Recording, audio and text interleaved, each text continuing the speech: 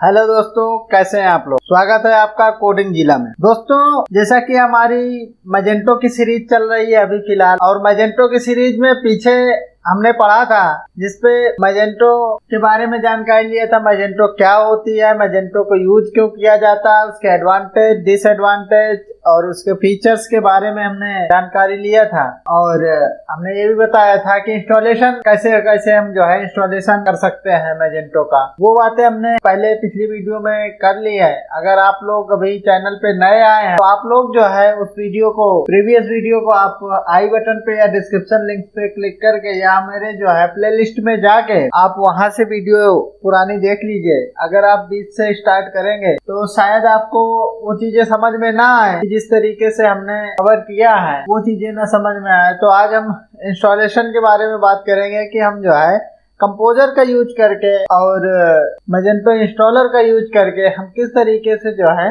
Magento अपने local system में install करेंगे। आइए दोस्तों फिर शुरू करते हैं। देखिए, जैसा कि हमने यहाँ पे सबसे पहले हमें क्या रिक्वायरमेंट होगी, एक वेब सर्वर की रिक्वायरमेंट होती है। वेब सर्वर में हम या तो जैम्प यूज करेंगे, अपाचे यूज करेंगे या फिर एनजिनिक्स सर्वर यूज करेंगे। हम यूज करेंगे जैम्प क्योंकि हमने विंडोज लिया हुआ है। तो जैम्प को हम पहले यहाँ पे टाइप करेंगे। दोस्तों, यूआरएल पे हमने टाइप कर दिया जैम्प, और यहाँ जाके हम जो है कोई सा भी वर्जन डाउनलोड कर लेंगे अपने सिस्टम के कॉन्फ़िगरेशन के रिगार्डिंग। जैसे कि विंडोज अगर यूज कर रहे हैं तो विंडोज के ही फीचर्स को जो है डाउनलोड करेंगे, और अगर लिनक्स कर रहे हैं तो लिनक्स का यूज करेंगे। आईओएस कर रहे हैं तो ओएस, अगर मैक का यूज कर रहे हैं तो आप इस पे से डाउनलोड करें। तो विंडोज कर रहे हैं, विंडोज का हमने पहला ही ले लिया। अब दोस्तों ये डाउनलोड हो रही है, और जैसा कि मेरा पहले से इंस्टॉल है तो मैं उसे अनइंस्टॉल कर देता हूँ जैम्प को, और आप लोगों को जैम्प इंस्टॉल करके प्रॉपर इंस्टॉलेशन करके तब मैं दिखाऊंगा कि किस तरीके से हम इसका इंस्टॉलेशन कर सकते। दोस्तों, ये अभी टाइम ले रहा है इंस्टॉल होने में, थोड़ा टाइम लेगा। जैसा कि अब आप लोग देख रहे हैं कि यहाँ से इस ड्राइव से मेरा जैम्प फोल्डर रिमूव हो चुका है, तो कम्प्लीटली अनइंस्टॉल हो चुका है। अब हम चलते हैं जो सेटअप हमने डाउनलोड किया है, तो डाउनलोड के फोल्डर में हमारा सेटअप अवेलेबल होगा। ये रहा दोस्तों, हमने जो है जो जैम्प डाउनलोड किया, हमने इस पे क्या किया, डबल क्लिक किया। डबल क्लिक करने के बाद इसको हमने कर दिया यस। ये पॉपअप खुल के हमारे सामने आएगा। हमने इसे कर दिया इम्पोर्टेंट बिकॉज एक्टिवेट यूजर, हमने इसे कर दिया ओके। इसके बाद ये अगेन दूसरा पॉपअप खुल के आया, सेटअप जैम्प। सेटअप विजार्ड पे हमने नेक्स्ट क्लिक किया। नेक्स्ट पे दोस्तों हमसे मांगा कि यहाँ पे सर्वर MySQL FTP क्या क्या हमें रखना है, यहाँ पे हमने टिक मार्क कर देंगे। जिसे हमें नहीं चाहिए उसे हम अनचेक भी कर सकते। सारी चीजें ले रहे हैं, नेक्स्ट किए। नेक्स्ट करने के बाद ये हमसे पाथ पूछ रहा है कि किस फोल्डर में आप जो है जैम्प को इंस्टॉल करना चाहते हैं। तो जैम्प को दोस्तों मैं इंस्टॉल करूंगा डी ड्राइव। आप भी जो चाहे उस ड्राइव में इंस्टॉल कर सकते हैं। यहाँ पे मैंने एक फोल्डर बना दिया जैम्प नाम से, और इस फोल्डर को सिलेक्ट करा दिया। अब यहाँ पे देखिए डी ड्राइव में जैम्प नाम का फोल्डर आ गया। फिर हमने नेक्स्ट किया। नेक्स्ट के बाद लैंग्वेज मांगता है, प्रेफर्ड लैंग्वेज कौन सी है, उनमें इंग्लिश ही है। उसके बाद हमने नेक्स्ट किया। नेक्स्ट, अब आप नेक्स्ट करते जाइए, आगे जो है इंस्टॉलेशन स्टार्ट हो जाएगी। जैसे इंस्टॉलेशन स्टार्ट होगी तो ये थोड़ा सा टाइम लेगा। उसके बाद ये प्रॉपर इंस्टॉलेशन होने के बाद हम जब यहाँ पे जैम्प फोल्डर में जाएंगे तो वहाँ पे हमें htdocs फाइल, PHP फाइल, ये सब हमें मिल जाएंगे। तो दोस्तों थोड़ा वेट कर लेते हैं इंस्टॉलेशन के लिए। तो दोस्तों ये कम्प्लीटली इंस्टॉल्ड हो चुका है, और अब हम इसे फिनिश कर देंगे। फिनिश करने के बाद यहाँ पे हम अपाचे को स्टार्ट करेंगे और MySQL को स्टार्ट कर देंगे। बाय डिफ़ॉल्ट इसका पोर्ट 80 होता ही है, ये आपको पता होगा। नहीं पता तो ये बाय डिफ़ॉल्ट इसका पोर्ट 80 होता है, और इसके कॉन्फ़िग फाइल में जाके php.ini फाइल के अंदर जाके वहाँ से चेंज भी कर सकते हैं। इसका लोकल सर्वर होस्ट पोर्ट वहाँ से चेंज हो। तो हमने अब कम्प्लीटली हमने सर्वर को स्टार्ट कर दिया है। अब हमारा लोकल सर्वर क्रिएट हो चुका है। अब हमें इसे चेक करने के लिए दो तरीका, एक तो हम जो है डायरेक्ट CMD के थ्रू भी चेक कर सकते हैं, कमांड लाइन के थ्रू भी चेक कर सकते हैं कि कमांड लाइन में मैं यहाँ पे हम डालेंगे डी ड्राइव में, जैसा कि हमने इंस्टॉल कर रखा है। तो cd htdocs के बाद हमने डाला php-v। दोस्तों ये हमें दिखा दिया कि PHP का जो वर्जन है 7.3.29 है, और CLI बिल्ट है, और आज की डेट दिखा दिया जून 19 2021, माने जून 2021 में इसका वर्जन इंस्टॉल हुआ है। इसकी डिटेल ये तो हो गया कमांड लाइन के थ्रू। और अगर हम डायरेक्ट देखना चाहेंगे कि ये वर्क कैसे करता है तो यहाँ पे जाएंगे और यूआरएल पे टाइप करेंगे लोकल होस्ट, एंटर मारेंगे तो यहाँ पे देखिए, यहाँ पे है PHP इन्फो फाइल है, PHP माई एडमिन है, एप्लीकेशन है, ये सारी चीज़ें आ गई। PHP इन्फो पे क्लिक करके यहाँ से भी हम इसके वर्जन की जानकारी ले सकते हैं। इस पर क्या स्टोरेज वगैरह क्या है, कैसे यूज होता है, कितना इंजन कौन सा यूज हो रहा है, तो वो सारी चीज़ें यहाँ पे अवेलेबल है, इसके बारे में जानकारी है। अब हम यहाँ पे जाएंगे, यहाँ से जाके हमें क्या करना है, अब हमको जैसा कि अब हम मैजेंटो 2 इंस्टॉल करना है अपने सिस्टम पे। गेम तो इंस्टॉल हो चुका है, अब मैजेंटो 2 इंस्टॉल करेंगे। तो उसके लिए दोस्तों हम सबसे पहले क्या करते हैं, यहाँ से डेटाबेस क्रिएट करते हैं। उस डेटाबेस का नेम हमने रख दिया सपोज मैजेंटो, आप कुछ भी रख सकते हैं। यहाँ पे डेटाबेस क्रिएट हो गया, यहाँ पे आ गया मैजेंटो। अब हम क्या करते हैं, यहाँ से जाएंगे तो जाना है मैजेंटो की साइट पे, magento.com/download। जब आप इतना लिख के टाइप करेंगे, वो एंटर मारेंगे तो यहाँ पे आपके सामने ऐसा कुछ ओपन होके आ जाएगा, जहाँ से हम डाउनलोड कर सकते हैं फाइल को। अब फाइल देखिए, एक तो होती है कंपोजर की, एक होती है GIT, एक होती है आर्काइव। अभी हम देखेंगे आर्काइव से डाउनलोड करके, आर्काइव मीन्स जिप फाइल होगी या फिर रार फाइल होगी, कोई सी फाइल होगी, तो हम इस फाइल के थ्रू अभी इंस्टॉलेशन करेंगे। ठीक है, तो हमने नीचे नीचे नीचे स्क्रॉल करेंगे तो यहाँ पे आपको दिख जाएगा ये GIT है और ये हो गया हमारा आर्काइव जिप और टार फाइल। तो हम यहाँ से बिल्ड वर्जन सेलेक्ट करेंगे कि कौन सा वर्जन हमें इंस्टॉल करना है। तो यहाँ पे हम दोस्तों यहाँ से वर्जन सेलेक्ट करेंगे। वर्जन सेलेक्ट करने के बाद जैसे सपोज हमने ले लिया 2.3.4, ओके। और यहाँ पे होता है सैंपल डेटा। सैंपल डेटा वो होता है जैसे कि कोई हमें थीम इंस्टॉल्ड हो, उस पर प्रोडक्ट्स वगैरह डाले हों, जैसे डेमो के तौर पे हमें देखना हो कि कैसा इसका थीम है और कैसे ये यूज हो रही है, तो हम सैंपल डेटा के साथ ही ले लेते हैं और इसे डाउनलोड कर देते हैं। जैसे ही आप डाउनलोड करने जाएंगे तो आपसे यहाँ पे मांगेगा कि लॉगिन स्टे। अगर आपके पास अकाउंट नहीं है तो आप यहाँ पे जाके पहले अकाउंट क्रिएट कर लीजिए। अकाउंट क्रिएट करने के बाद फिर लॉगिन आईडी पासवर्ड आपको मिल जाएगा। देखिए मेरा तो अकाउंट क्रिएट, तो मैं यहाँ पे एंट्री कर देता हूँ। देखिए मैंने एंट्री किया, एंट्री करते ही डाउनलोडिंग स्टार्ट हो गई। अभी थोड़ा टाइम लेगा, 323 MB की फाइल है, अभी इंस्टॉल हो जाएगी। इंस्टॉल होने के बाद जैसे ये इंस्टॉल हो जाती आगे इस पे काम करेंगे। दोस्तों जैसा कि मैजेंटो की हमारी फाइल इंस्टॉल हो चुकी है, चलते हैं इसके फोल्डर में और यहाँ से इसको हमने कट कर लिया। कट करके अपने डी फोल्डर में ही जाएंगे। डी फोल्डर में जैम्प के अंदर htdocs के अंदर और यहाँ पे एक फोल्डर क्रिएट कर देंगे। सपोज हमने क्रिएट कर दिया मैजेंटो के नाम से। टेस्ट करने के बाद दोस्तों में से क्या करेंगे, यहाँ पे एक्सट्रैक्ट कर दिया। इसकी जो फाइल्स थी वो सारी फाइल्स को हमने एक्सट्रैक्ट कर दिया। एक्सट्रैक्ट हो रहा है, थोड़ा टाइम लेगा। यहाँ से आप कोई सा भी वर्जन इंस्टॉल कर सकते हैं, जो कि लेटेस्ट इसका वर्जन है 2.4.3 है। कोई सा भी वर्जन आप अपने अकॉर्डिंग इसे इंस्टॉल कर सकते हैं। और साथ में यहाँ पे हम .dz या फिर इस फॉर्मेट में भी डाउनलोड कर सकते हैं। तो मैंने zip फाइल जो है डाउनलोड की है। इसको दोस्तों क्या मतलब होता है कि अगर हमने इसका सैंपल डाटा ले लिया है तो जो डेमो साइट है हमारी जो बनी हुई, वो डेमो साइट यहाँ पे इसके साथ में आ जाती है, जहाँ पे थीम भी इंस्टॉल होती है और उसके साथ हमें थीम भी इंस्टॉल होगी और साथ में सारा प्रोडक्ट वगैरह, कैटेगरी वगैरह, ब्लॉक वगैरह सब कुछ क्रिएटेड होते हैं।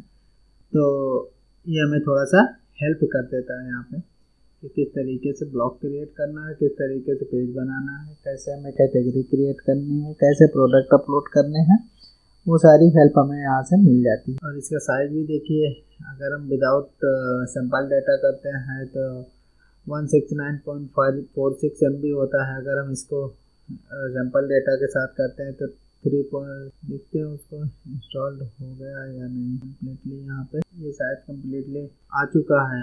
यहाँ पे अब हम क्या करेंगे, अब हम एक तो हमारे पास है वो तरीका कि हमने क्या किया कि डायरेक्टली यहाँ पे लिखा local host slash folder name जो भी हमारा हमने मैजेंटो रखा हुआ है, तो हमने मैजेंटो। देखिए थोड़ा सा लोडिंग टाइम ले रहा है, ये लोडिंग टाइम होने के बाद हमें क्या रिस्पॉन्स मिलता है।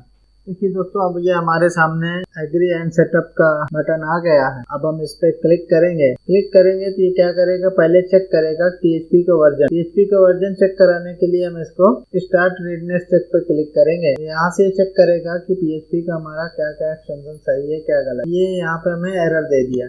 इस एरर को रिजॉल्व करने के लिए you need to resolve this issue to continue. दोस्तों हम कुछ नहीं करेंगे, हम यहाँ से जाएंगे php.ini फाइल में एक तो हम यहाँ से जा सकते हैं जहाँ पे हमने जैम्प इंस्टॉल किया हुआ है। यहाँ से जाएंगे php के अंदर जाके लास्ट में हम देखेंगे php.application configuration setting, हमारी ये फाइल किया ओपन। अब यहाँ पे हम एक्सटेंशन को सर्च करेंगे, जो एक्सटेंशंस होते हैं उन्हें हम सर्च करेंगे। यहाँ पर देखिए हमारे एक्सटेंशंस, हम इस एक्सटेंशंस में हमें क्या क्या ओपन करना है। एक तो हमें XLS ओपन कर देना है, यहाँ से सेमीकोलन रिमूव कर देना है। दूसरा हमारा शॉप ओपन कर देना है, सॉकेट ओपन कर देना है, नहीं सॉकेट ओपन नहीं करने है, ओपन कर देना है। यहाँ से मेनली हमें 3 फाइलों की जरूरत होती है, जो कि XLS हो गया, XLS के बाद शॉप हो गया, शॉप के बाद एक ये इनिटेल, ये मैंडेटरी होता है इसे ओपन करने के लिए। फिर हम इसे कंट्रोल एस करेंगे। कंट्रोल एस करने के बाद हम क्या करेंगे, जैम्प जो हमारा रन हो रहा है उसे रिस्टार्ट करेंगे। यहाँ पे गए और इसको स्टॉप करके अपाचे माइस्कल दोनों को स्टॉप कर दिया, दोबारा से स्टार्ट कर दिया। यहाँ पे जाने के बाद हमने दोबारा इसको रिफ्रेश किया। रिफ्रेश करने के बाद अगेन हमने पे क्लिक किया और स्टार्ट रीडनेस पे। अभी देखिए हमारे पास PHP एक्सटेंशन का एरर दे रहा है, क्योंकि हमें सॉकेट को हमने शायद वहाँ पे सॉकेट को हमने एक्टिवेट नहीं किया है। तो यहाँ पे हम जाएंगे, सॉकेट को एक्टिवेट करेंगे। सॉकेट इसलिए ओके सॉकेट को, तो मेनली हमें XLS फाइल, सॉकेट, शॉप और इंटेल ये फाइलें जो है यहाँ पे एक्टिव कर देना, इसे इनेबल कर देना। ये इनेबल हो गई। इनेबल होने के बाद दोबारा हम वही काम करेंगे, तो जाएंगे और इसे रिस्टार्ट करेंगे। रिस्टार्ट कर दिए दोस्तों।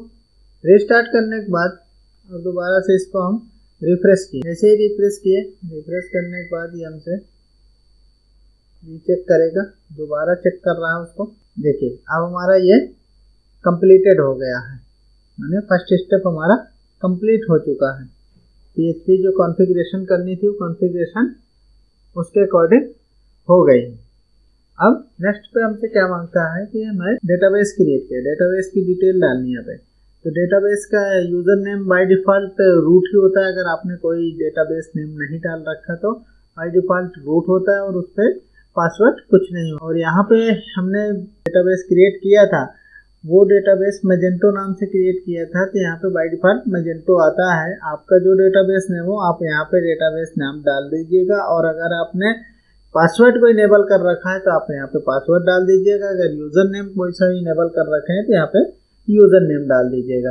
अगर आपने टेबल में कोई प्रीफिक्स चाहिए तो यहाँ पे प्रीफिक्स डाल सकते हैं, अन्यथा इसे छोड़ सकते हैं। अगेन नेक्स्ट करेंगे तो ये मांग रहे हैं जो स्टोर का एड्रेस होगा वो स्टोर का एड्रेस क्या रखें। तो दोस्तों अब ये 2 एड्रेस हमको दे दिया है, जो कि एक स्टोर एड्रेस है, एक एडमिन एड्रेस है, और उसके नीचे एडवांस ऑप्शन आ रहा है। अगर HTTPS है या फिर हमने सिक्योर है SSL वगैरह लिया है तो हम इस पर कुछ चेंजेस करेंगे, अदरवाइज हम इस पर नेक्स्ट क्लिक करेंगे।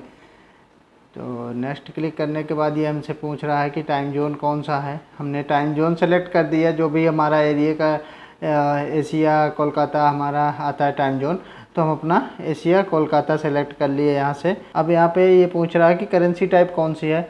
करेंसी टाइप हम USD डॉलर रखेंगे। देखिए जहाँ के लिए हम वेबसाइट डेवलप कर रहे हैं या जिस क्लाइंट के लिए हम वेबसाइट वगैरह बना रहे हैं, अपने लिए खुद के लिए बना रहे हैं, इंडिया के लिए बना रहे हैं, तो इंडिया में हम जो है INR करेंसी रखेंगे, रुपी वाली, इंडियन रुपी। एंड जिस कंट्री की होगी उस कंट्री का हम यहाँ से सेलेक्ट करके उसका करेंसी डाल देंगे।